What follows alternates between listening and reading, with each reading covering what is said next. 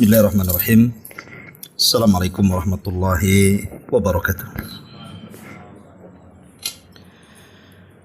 Alhamdulillah wassalatu wassalamu ala Rasulillah wa ala alihi wa sahbihi wa mawalah wa la hawla wa la quwata illa billahi wa ba'd. Alhamdulillah, segala puja dan puji hanya milik Allah subhanahu wa ta'ala. Salawat dan juga salam kita hadiahkan kepada Rasul kita Nabi besar Muhammad sallallahu alaihi wa ala alihi wasallam. Ma'asyiral muslimin wal muslimat rahimani wa rahimakumullah. Malam ini kita akan melanjutkan kajian kita, masih membahas tafsir singkat dari surah-surah pendek dalam juz amma. Dan kita sudah sampai kepada surah Al-Laili. Surah Al-Laili ini ada asbab nuzul yang disebutkan oleh para ulama. Ada yang mengatakan bahwa surah ini turun kepada Abu Bakar Siddiq radhiyallahu anhu. Kita kenal bahwa Abu Bakar Siddiq radhiyallahu anhu adalah orang yang paling mudah untuk menginfakkan hartanya. Bahkan dia pernah 2 kali menghabisi hartanya untuk infak di jalan Allah. Salah satunya adalah ketika peristiwa hijrah yang mendanai hijrah Rasul dan hijrah dirinya adalah Abu Bakar Siddiq dan membawa seluruh hartanya. Kemudian yang kedua dalam peristiwa perang Tabuk, di mana Abu Bakar Siddiq radhiyallahu an menginfakkan semua hartanya sampai Rasul heran. Kemudian mengatakan, "Wahai Abu Bakar, kau tinggalkan apa anak dan istrimu?" Maka Abu Bakar mengatakan, "Aku tinggalkan kepada Allah dan Rasulnya." Maka dengan sebab ini turun surah Al-Lail, di mana Allah subhanahu wa ta'ala di akhir-akhir surat mengatakan, "Wa sayujannabuhal atqa alladhi yu'ti malahu yatazakka wa ma li ahadin indahu min ni'matin tujza illa ibtigha'a wajhi rabbihil a'la wa la sawfa yarda." Wa sayujannabuhal atqa, dan orang-orang atqa yang bertakwa, maksudnya Abu Bakar, akan terhindar dari neraka. Karena ketika dia bersedekah dalam rangka membersihkan hatinya, dan dia tidak menghendaki balasan dari manusia, dan kelak dia akan mendapatkan keridhaan Allah subhanahu wa ta'ala, dan dia pun akan redha. Jadi surah Al-Lail ini turun kepada Abu Bakar Siddiq radhiyallahu an, diambil dari ujung dari surah Al-Lail ini. Baik, kita mulai daripada surat Al-Lail dari ayat yang pertama dan begitu seterusnya. Allah mengatakan, "Wal-laili idza yaghsha wan-nahari idza tajalla wa ma khalaqadz-dzakara wal-untha." Di sini Allah subhanahu wa ta'ala bersumpah dengan 3 sumpah. Pertama, Allah bersumpah dengan malam. Wal-laili idza yaghsha, demi malam apabila sudah menutup dengan datangnya kegelapan. Wan-nahari idza tajalla, dan demi siang ketika tampak cahayanya. Wa ma khalaqadz-dzakara wal untha, dan demi yang menciptakan ada jenis laki-laki dan ada jenis perempuan. Ketika Allah subhanahu wa ta'ala mendahulukan malam dibandingkan siang, menunjukkan bahwa malam itu memiliki keistimewaan yang tidak didapat di siang hari. Apa itu? Disebutkan oleh para ulama bahwa ibadah yang dilakukan di malam hari itu lebih afdal dibandingkan ibadah yang dilakukan di siang hari. Tentu selain yang diwajibkan. Tentu ada alasannya kenapa para ulama mengatakan seperti itu. Pertama, bahwa ibadah malam itu biasanya mendekatkan kita kepada keikhlasan. Mau ria sama siapa malam-malam, orang tidur semua. Kecuali antum sholat malam kemudian live di TikTok, lain ceritanya. Ya. Tapi kalau seandainya antum tegak berdiri di malam hari di saat manusia tertidur, susah orang ria. Mau ria sama siapa? Mau ria sama jin? Tak mungkin. Ini yang pertama. Yang kedua, bahwa ibadah di malam hari itu dia lebih berasa kepada jiwa. Dan itu disebutkan dalam surah Al-Muzammil, inna nasyi'atal laili hiya asyaddu wat'an wa aqwamu qila. Sesungguhnya bangun di waktu malam itu lebih berasa ketika seseorang itu sholat. Jadi lebih berasa khusyuknya. Dan ketika membaca Quran itu lebih menjiwai. Kemudian yang ketiga, bahwa ibadah di malam hari itu penuh dengan ijtihad, kesungguhan. Bagaimana tidak, dia harus melawan kantuk kan? Harus melawan gelap, harus melawan ngantuk, harus melawan takut, dan begitu seterusnya.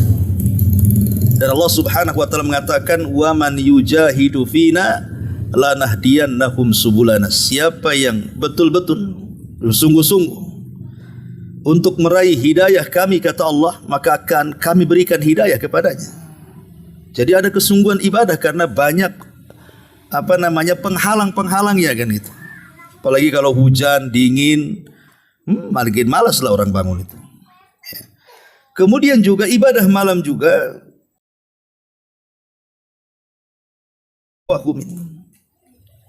ada tambahan pemahaman. Orang kalau membaca di malam hari itu mudah paham. Berbeda kalau membaca di siang hari. Dan lebih daripada itu, malam itu tempat turunnya rahmat, turunnya ampunan, dan setiap doa-doa mustajab dan setiap permintaan dikabulkan. Karena ini berdasarkan sabda Nabi SAW bahwa Allah turun ke langit dunia itu bukan di 3 malam akhir. Jadi setiap hari Allah turun ke langit dunia itu di sepertiga malam akhir, kemudian menawarkan 3 perkara. Allah Subhanahu wa taala menawarkan, pertama, man yad'uni fa astajibalah. Siapa yang berdoa aku kabulkan. Wa man yas'aluni fa u'tiyah. Yang kedua, siapa yang minta aku kasih permintaannya.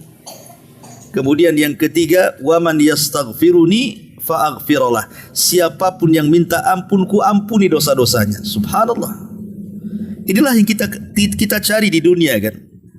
Bahwa permintaan kita itu dikabulkan, doa-doa kita diijabah, dan dosa-dosa kita diampuni. Dan itu ada di malam hari.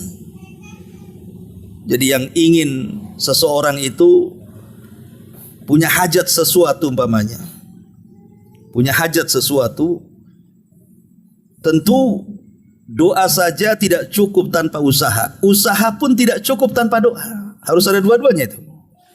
Kalau kita menghendaki sesuatu dan sesuatu itu ingin kita raih dan berhasil, maka harus tergabung 2 syarat. Pertama doa, yang kedua usaha. Doa lakukan di sepertiga malam akhir, karena di situ kita berjumpa dengan Allah. Usaha ya di siang hari. Makanya ketika Nabi SAW turun padanya surah Muzammil, surah Al-Muzammil itu perintah kepada Rasul untuk tahajud. Kenapa Nabi SAW diperintahkan untuk tahajud? Dan surah Muzammil itu surah kelima yang turun. Seorang pendakwah itu, seperti Nabi SAW, itu kan akan ditugaskan oleh Allah untuk menyampaikan dakwah dan mengajak manusia sebanyak-banyaknya ke dalam hidayah. Sehingga Nabi SAW perlu bangun di tengah malam untuk meminta kepada Allah hidayah agar orang-orang yang didakwahi itu sadar. Karena hidayah itu kan milik Allah, bukan milik kita. Kita kan hanya menerangkan saja, ini enggak boleh, itu boleh. Ini baik, itu tak baik. Tapi yang menyadarkan dia itu bukan kita. Kita hanya ngasih tahu saja. Yang menyadarkan itu hidayatut taufik. Lah hidayatut taufik itu kita minta di malam hari. Ya Allah, saya akan menasihati kakak saya, adik saya, ibu saya. Tolonglah berikan hidayah. Nanti besoknya antum datang, usaha, kasih tahu. Jadi itu menggabungkan antara doa dan usaha namanya. Dan doa itu paling manjur ketika dilakukan di malam hari. Kemudian juga ibadah di malam hari itu bisa mengangkat derajat manusia. Bisa mengangkat derajat manusia, bahkan lebih daripada itu bisa menyehatkan badan. Karena kan begini, ada hadis yang mengatakan, saya, antum atau siapapun kalau tidur di malam hari, maka setan akan datang kepada kita kemudian akan mengikat tengkuk kita sebanyak 3 ikatan. Setiap ikatan setan akan mengatakan nim naumatan tawilah, tidurlah dengan tidur yang nyenyak, malam masih panjang, padahal sudah subuh tuh. Kemudian diikat lagi, kemudian dibisikin gitu lagi, diikat lagi, dibisikan gitu lagi, sampai 3 ikatan. Tapi Rasul mengatakan barang siapa yang terbangun kemudian berzikir, maka lepas 1 ikatan. Siapa yang bangun kemudian berzikir, maka lepas 1 ikatan. Yang kedua, kemudian dia beranjak wudu, maka lepas 2 ikatan. Kemudian yang ketiga, ketika 3 ikatan lepas dengan zikir, dengan wudu dan dengan salat, kata Rasul mengatakan nanti di pagi hari jiwa kita akan bersih dan kita akan semangat hidup. Tapi sebaliknya kata Rasul, kalau seandainya ikatan itu tidak terlepas dari tengkuk kita karena tidak berzikir, tidak wudu, tidak salat, sama sekali tidak melaksanakan subuh gitu ya, maka hatinya akan jahat dan akan banyak masalah yang dia tidak tahu masalah itu datang dari mana. Artinya bahwa ibadah di malam hari itu kan faedahnya besar itu untuk kita kan, baik untuk kesehatan atau untuk menghadapi sebuah permasalahan. Ma'asyiral muslimin wal muslimat rahiman, mendatangkan kesehatan, dan itu kita bisa rasakan kan. Pamannya antum tidur pada isya lah kalau tidak ada kajian ya, kemudian bangun jam 3 dan itu tidak tidur lagi sampai pagi, sampai bekerja. Ya mungkin ngantuk-ngantuk sedikit di pagi hari itu, tapi tidak akan malas. Tapi coba seandainya antum tidur jam 2 atau tidur jam 3, walaupun bangun jam 10, itu rasanya badannya sakit ya, rasanya malas gitu kan. Itu bisa kita rasakan kok. Artinya wahyu itu ketika Nabi SAW memberikan arahan seperti itu memang sebuah kenyataan, kita bisa buktikan dengan kita sendiri itu. Kalau kita memang cukup tidur dari pada isya sampai jam 3 itu, walaupun tidak tidur lagi sampai besok sampai malam lagi, itu badan kita akan sehat. Ma'asyiral muslimin yang dimuliakan Allah Azza wa Jalla, dari alasan-alasan inilah kenapa malam itu jauh lebih baik dibandingkan siang hari. Tapi walaupun demikian, ketika Allah Subhanahu wa taala bersumpah dengan malam, memang malam itu banyak keutamaan. Tapi banyak juga kejahatan terjadi malam hari. Dari sini Allah Subhanahu wa taala meminta kepada kita hambanya untuk berlindung dari malam seperti berlindung kepada setan. Qul a'udzu birabbil falaq min syarri ma khalaq wa min syarri ghasiqin idza waqab. Ghasiqin idza waqab itu artinya malam apabila menutup. Kita harus berlindung dari malam apabila menutup, sudah gelap. Maksiat. Tapi kalau sudah datang di malam hari kemudian tidak tidur, pasti akan kepikiran maksiat tuh. Karena memang kekuatan setan itu menguat di malam hari. Mereka kirim di malam hari. Bahkan termasuk tersebarnya penyakit, bakteri dan begitu seterusnya, hewan-hewan yang membahayakan itu lepasnya di malam hari. Makanya kita disuruh berlindung dari malam hari. Karena kejahatan itu umumnya di malam hari, maksiat juga umumnya di malam hari. diskotik, pelacuran, perjudian, orang mabok, kelahi dan begitu seterusnya, itu rata-rata di malam hari. Makanya untuk mengatasi kehendak adanya maksiat di malam hari itu, Nabi SAW memberikan arahan kalau bisa tidur cepat. Kalau memang pada Isya itu tidak ada kegiatan dunia, nggak ada kegiatan akhirat, sudah tidur saja. Supaya kita tidak kepikiran maksiat, tidak datang setan mengganggu kita. Ataupun kalau tidak maksiat, kita menghabiskan waktu percuma. Akhirnya disengaja kita tidak tidur sampai setelah lewat jam 12, jam 1 ngantuk, jam 2 tidur. Itu sengaja setan membuat kita akhirnya lupa tahajud, bahkan subuh pun bablas.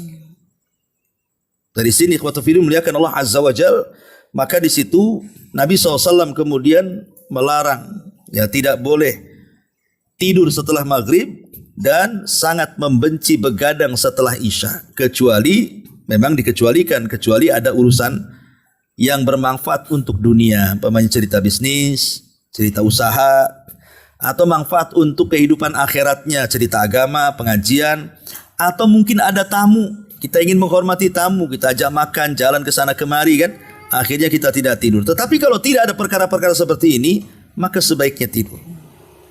Apalagi orang-orang yang sudah usianya di atas kepala 4, kepala 5, itu penting karena menjaga kesehatan dia. Ya. Taib, ma'asyiral muslimin wal muslimat rahimani wa rahimakumullah. Kemudian Allah Subhanahu wa taala mengatakan wal laili idza yaghsha, demi malam apabila menutup. Kemudian wan nahari idza tajalla, demi siang apabila nampak cahayanya. Dengan malam dari segi cuaca, di mana siang itu dibuat agak panas dan malam itu dibuat agak redup. Makanya malam hari ada dibandingkan bulan. Kenapa Allah Subhanahu wa taala bedakan cuaca seperti itu? Kenapa nggak disamakan saja bulan itu di malam dan di siang hari, atau matahari itu di siang dan di malam hari? Allah sengaja membuat waktu kapan kita istirahat, kapan kita bekerja. Makanya ketika siang itu dibuat panas, akhirnya darah itu kemudian naik, kemudian badan ini gerak jadinya. Tapi di siang hari sengaja diredupkan supaya mata kita ini mudah ngantuk, supaya istirahat. Coba bagaimana Allah Subhanahu wa taala mengatur waktu itu, kapan istirahat, kapan bekerja. Ya. Dan orang bekerja itu, ma'asyiral muslimin wal muslimat rahimani wa rahimakumullah, itu bukan perkara biasa, tapi bisa menjadi perkara luar biasa. Orang bekerja dalam rangka menghidupi keluarga itu bisa jadi luar biasa kalau kita ada niat. Karena Allah mengatakan, Rasul mengatakan innamal a'malu binniat. Amal itu kan ditentukan niatnya. Nabi SAW mengatakan dalam sebuah hadis tentang keutamaan bekerja di siang hari. Inna minadz dzunub dzunuban la yukaffiruha as-salatu wala siyam wala al-hajju wala al-umratu. Ada dosa-dosa itu kata Rasul tidak bisa digugurkan dengan salat, dengan puasa, dengan haji dan dengan umrah. Sahabat mengatakan, lalu dengan apa caranya? Kemudian Rasul mengatakan, al-humumu fi talabil ma'isyati, dengan cara banyak kepikiran ketika dia mencari nafkah. Artinya ketika mencari nafkah itu kan terkadang Allah berikan kesulitan, terkadang Allah berikan kemudahan kan. Ada yang dimudahkan, kok enak cari uang itu. Tapi ingat bahwa Allah tidak mungkin, pasti satu hari itu akan datang susah itu. Entah susah di perusahaannya, bertengkar dengan atasannya, dipecat manajernya, kemudian akhirnya di PHK atau pengangguran, apalagi serabutan kerjanya susah. Lah akhirnya orang itu harus mikir macam mana caranya saya dapat harta halal supaya keluarga saya bisa makan. Lah ketika kita banyak kepikiran seperti ini, inilah yang menggugurkan dosa kita tuh. Ya. Kenapa? Karena berpikir untuk mencari nafkah demi menghidupi keluarga itu sebuah ibadah. Sebuah ibadah. Itu lebih afdal dibandingkan kita menafkahi anak yatim yang jelas-jelas fakir, ataupun para fuqara wal masakin, atau janda-janda miskin, atau pembangunan masjid pesantren, atau sebutkanlah antum infak kemana. maka menafkahi keluarga jauh lebih afdal dibandingkan infak-infak itu semua. Karena infak-infak itu semua kan kalau ada kelebihan, setelah kita mencukupi keluarga kita ada kelebihan harta baru infak kan begitu. Jadi siang hari juga ada amalan yang luar biasa, maka jangan pernah malas untuk bekerja. Dan niatkan menghidupi keluarga itu karena Allah Subhanahu wa taala, sehingga cari yang halal dan cari yang baik. Kemudian Allah Subhanahu wa taala mengatakan wa ma khalaqa dzakara wal untha. Ma di sini ma mausul, artinya walladzi khalaqa dzakara wal untha, dan demi yang menciptakan laki-laki dan perempuan. Apa maknanya menciptakan laki-laki dan perempuan di sini? Maknanya Allah itu kalau menciptakan makhluknya pasti berpasangan. Allah itu kalau menciptakan makhluk pasti berpasangan. Tidak ada Allah menciptakan satu orang itu atau makhluk itu sendirian tanpa ada pasangannya. Pasti ada pasangan. Malam, siang itu pasangan. Darat, lautan itu pasangan. Ya. Termasuk juga laki-laki dan perempuan itu pasangan. Jadi semua makhluk Allah itu dibuat pasangan. Kenapa? Biar beda dengan yang menciptakannya. Kalau Allah kan tidak ada pasangannya karena dia ahad, satu. Berarti ketika menciptakan makhluknya tidak boleh ada yang sama dengan dia. Maka dibuat pasang-pasangan. Yang kedua, dibuat pasang-pasangan baik manusia, tumbuh-tumbuhan ataupun hewan supaya ada real generasi namanya. Supaya ada generasi yang meneruskannya. Sebab kalau seandainya Allah hanya menciptakan Adam saja tanpa menciptakan Hawa, enggak ada mungkin kita ini. Tetapi dengan diciptakan pasangan Adam Hawa, lahirlah manusia generasi setelah Adam sampai hari ini manusia berkembang biak di mana-mana. Begitu juga tumbuh-tumbuhan. Seperti kurma itu ada yang jantan, ada yang betina kan. Kalau tidak dikawinkan nggak berbuah. Salak juga begitu kan. Ada beberapa tumbuhan itu harus dikawinkan. Kalau tidak hasilnya tidak bagus. Ya, jadi intinya bahwa Allah menciptakan seperti itu supaya tetap terjaga populasi manusia, binatang ataupun tumbuh-tumbuhan. Sehingga kelangsungan hidup itu akan stabil terus. Maka dibuatlah berpasang-pasangan. Kemudian setelah Allah Subhanahu wa taala bersumpah dengan tiga perkara ini, jawab sumpahnya apa? Inna sya'yakum lasyatta. Sesungguhnya usaha kalian itu lasyatta, bermacam-macam. Kita lihat usaha manusia itu kan macam-macam kan. Ya, ada yang jadi dokter, ada yang jadi insinyur, ada yang jadi pilot, ada yang jadi tukang, ada yang jadi, pokoknya manusia itu macam-macam usahanya. Begitu juga dalam kebaikan. Ada yang semangat melakukan kebaikan, luar biasa pokoknya. Sholatnya, puasanya, sedekahnya, zikirnya, baca Qur'annya. Di sisi lain ada yang semangat dengan maksiatnya. Maksiat saja, semangatnya dengan maksiat. Makanya Rasul mengatakan, famu'tikuha au mubikuha. Kullu yaumin annasu yaghdu famu'tikuha au mubikuha, kata Rasul. Setiap manusia itu keluar dari rumahnya kemudian membuat acara atau amalan yang terkadang amalan itu bisa menguntungkan kehidupannya dan juga agamanya, atau terkadang bisa mencelakakan hidupnya dan agamanya. Itulah manusia. Ya. Ada yang mengatakan bahwa kalimat as-sa'yu, usaha itu artinya tanafus, lain dengan amal. Karena Allah tidak mengatakan inna al-amala, tapi Allah mengatakan inna sa'ya. Apa bedanya amal dengan sa'ya? Secara arti bahasa Indonesia sama saja artinya amalan, ya. Tapi sa'ya itu lebih khusus dibandingkan amal, karena sa'ya itu terkait dengan munafasah. Kita berlomba-lomba. Kalau amal itu tidak. Tapi kalau sa'i itu artinya berlomba-lomba. Artinya berjalan kencang. Ada namanya ketika sa'i itu ada romal, berjalan lari kencang itu ya. Artinya tanafus. Dalam bahasa pertama hasad, yang kedua ghibthah, yang ketiga tanafus namanya. Kalau hasad ma'ruf ya. Pamannya ada dua orang ini. Yang satu kaya, yang satu miskin. Yang si miskin pula berangan-angan, ya Allah, kenapa dia kaya? Ya Allah, hancurkan saja kekayaannya biar dia sama dengan saya, katanya. Kenapa dia kok bisa lebih dari saya? Hasad kan dia orang yang tidak mau ada yang lebih dari dia, kalau bisa setara atau di bawahnya. Itu orang hasad tuh. berangan-angan kenikmatan orang lain hancur dengan cara apapun. Yang penting jangan sampai dia sukses. Itu namanya hasad. Ya. Imma dengan cara hasadnya supaya hartanya berpindah kepada dia, atau nggak berpindah pun tidak apa-apa. Yang penting jangan sampai dia lebih kaya dari saya. Itu orang hasad namanya. Ya. Yang kedua, ghibthah. Ghibthah ini mirip-mirip dengan hasad, tapi ghibthah itu hasad yang terpuji. Karena ghibthah itu tumbuh dari rasa cinta. Pamannya ada tetangga kaya, bisa haji, bisa kurban, bisa ibadah. Kemudian kita berangan-angan, ya Allah, kalau saya seperti dia, aku pun sama juga lah, pengen haji kayak dia, pengen umroh kayak dia, pengen korban kayak dia. Tapi tidak berangan-angan menghancurkan hartanya. Dia pengen seperti dia saja. Itu namanya ghibthah, itu hasad yang terpuji namanya ya. Tapi ada namanya tanafus. Tanafus itu berlomba-lomba. Masa tetangga saya bisa sholat jamaah, saya pun harus bisa. Ya. Masa tetangga saya bisa korban, sama-sama usahanya, saya pun bisa korban kok. Kok tetangga bisa umroh, saya pun bisa umroh. Ah, itu namanya tanafus. Dia berlomba-lomba gitu ya. Jangan sampai kemudian kebaikan itu hanya orang saja yang bisa melaksanakan, saya pun bisa melaksanakannya. La sa'ya di sini artinya tanafus. Ya.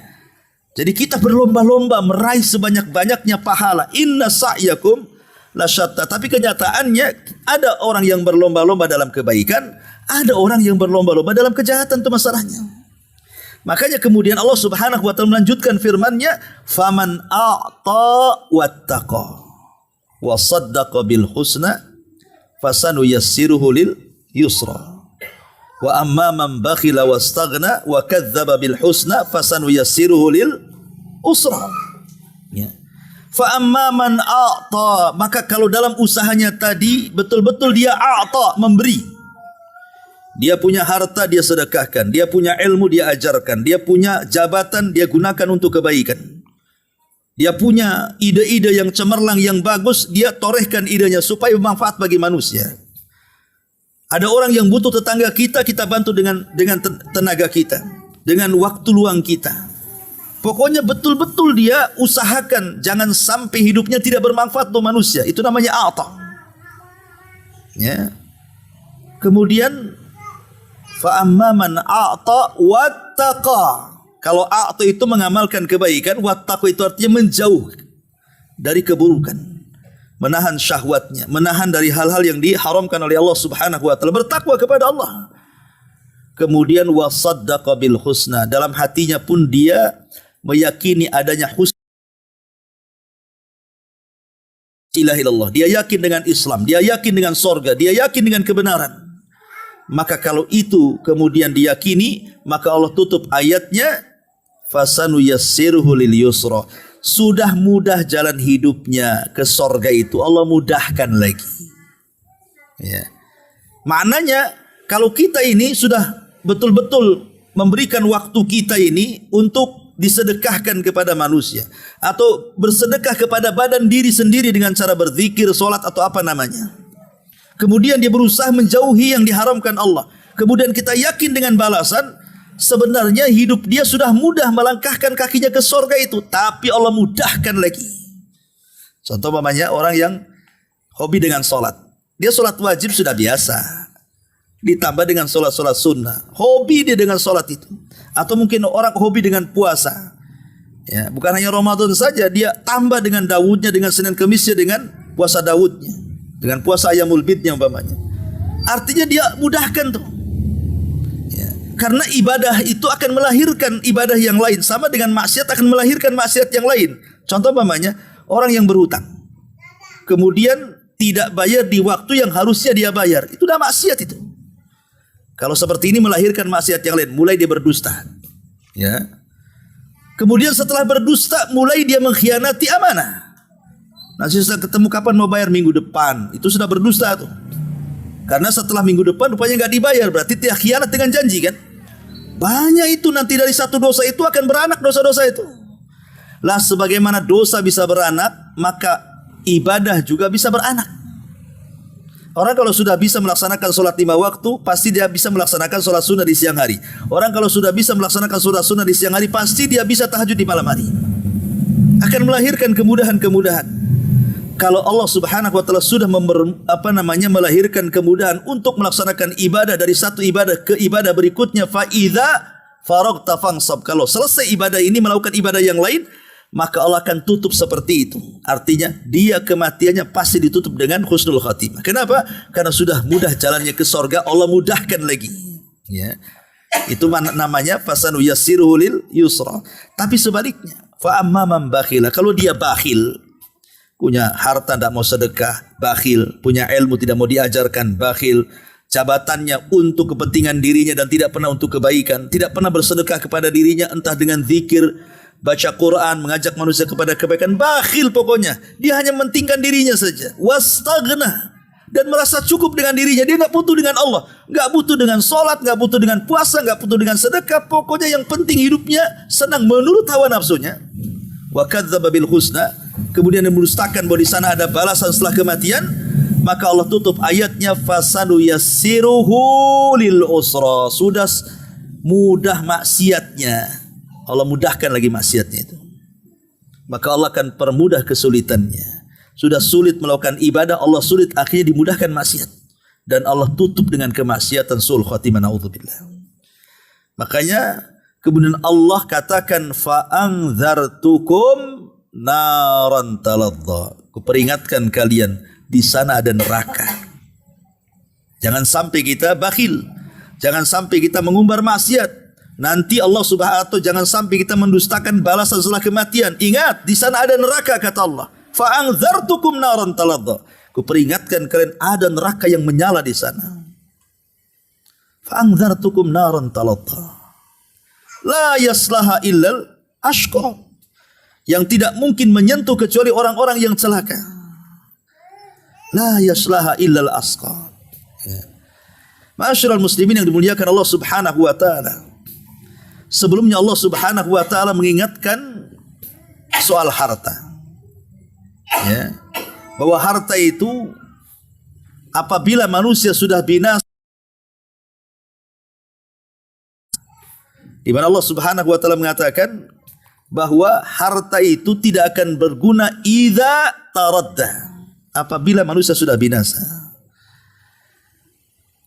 Kemudian Allah mengatakan wa inna alaina lal huda wa inna lal akhirata wal ula.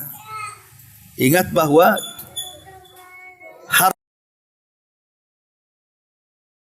dan hidayah itu tidak ada yang punya melainkan Allah Subhanahu wa taala, dan akhirat dan dunia juga yang menentukan Allah Subhanahu wa taala. Di 3 ayat ini Allah Subhanahu wa taala ingatkan soal harta. Kalau kalian bakhil, terserah kalian. Bakhil harta, bakhil ilmu, bakhil jabatan, bakhil yang lain, terserah kalian. Kalian merasa cukup, tapi ingat, karena ini kan konteksnya bicara soal harta, karena kan asbab nuzulnya kan bicara Abu Bakar tuh yang bersedekah. Harta yang kalian tidak sedekahkan itu loh, tidak akan berguna. Kalau seandainya engkau ini sudah binasa, idza taradda. Apabila binasa, apalah harta yang bisa berguna coba? Makanya saya katakan kalau kita bicara soal harta atau dunia itu kan ada 2 kemungkinan saja. Boleh jadi dunia yang meninggalkan kita atau kita yang meninggalkan dunia. Boleh jadi harta yang meninggalkan kita atau kita yang meninggalkan harta. Harta yang meninggalkan kita, datang tsunami, habis rumahnya. Ya, datang gempa, roboh rumahnya. Datang corona, pilot perusahaannya. Itu harta yang meninggalkan kita namanya. Tapi kalau kita meninggalkan harta, artinya kita yang mati. Hartanya masih banyak, tapi kita yang mati. Akhirnya dengan kematian pula kita tidak bisa memanfaatkan harta kita itu. Makanya Allah mengatakan ingat ya bahwa kalau orang sudah binasa itu harta tidak akan berguna lagi. Kemudian Allah mengatakan wa inna alaina lal huda, petunjuk itu hanya milik Allah. Maka mintalah petunjuk kepada Allah. Kita diajarkan 17 kali loh dalam setiap hari itu kata-kata ihdinas siratal mustaqim dalam setiap salat wajib kan.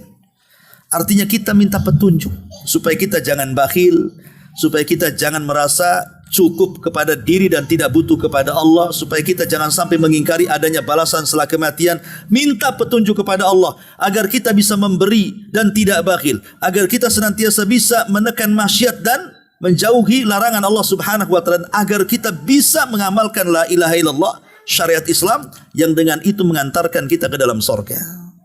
Karena ingat dunia dan surga itu milik Allah. Wa inna lana lal akhirata wal ula. Begitu juga akhirat dan dunia itu hanya milik Allah Subhanahu wa taala. Ma'asyiral muslimin yang dimuliakan Allah Azza wa Jalla, Allah mengatakan la yaslaha illal ashqa. Ketika Allah mengatakan fa'anzartukum naran taladza la yaslaha illal ashqa alladzi kadzdzaba wa tawalla. Aku ingatkan kalian dengan neraka, di mana neraka itu tidak akan disentuhkan kecuali bagi orang yang celaka. Siapa orang yang celaka? Orang yang mendustakan ayat-ayat Allah kemudian dia berpaling. Dia enggak merasa sholat itu penting, makanya dia tinggalkan sholat. Dia tidak merasa puasa itu penting, makanya dia meninggalkan puasa Ramadan. Itu banyak di masyarakat kan. Sholat itu malas. Kadang-kadang saya lihat tukang-tukang dah susah di dunia kerjanya, capek, keringat, gaji tak banyak, tak sholat pula dia, coba kan. Orang kaya masih mending lah senang di dunia kan. Ini sudah kere, dah susah. Dia hidup saja dari situ kerjanya. Ketika teng azan itu, malah ngerokokan lagi, diem. Tunggu jam 1 kerja lagi. Hari-hari seperti itu. Janganlah kita sudah fakir di dunia, masuk neraka pula kan itu ya. Harusnya kan kalau sudah kita susah di dunia, makanya kenapa orang itu harus banyak mengingat kematian kayaknya. Jadi orang-orang yang fakir itu harus banyak mengingat kematian, karena orang ingat mati itu biasanya yang kaya jadi lemes, kemudian yang fakir jadi semangat. Orang kaya kalau ingat mati lemes dia. Loh, gimana kalau mati harta saya? Lemes jadinya dia. Orang fakir kalau ingat mati jadi semangat. Gak apa-apa saya fakir di dunia, tapi janganlah saya tidak masuk surga. Semangat ibadah akhirnya dia. Ya, jadi orang-orang yang sudah susah di dunia janganlah dipersulit pula di akhirat. Dengan cara apa? Tidak atau mendustakan ayat-ayat Allah Subhanahu wa taala dan berpaling dari ayat-ayat Allah Subhanahu wa taala. Tapi Allah tutup ayatnya wasayujannabuhal atqa. Tapi Allah pasti akan menjauhkan orang-orang yang bertakwa itu dari api neraka. Siapa orang bertakwa?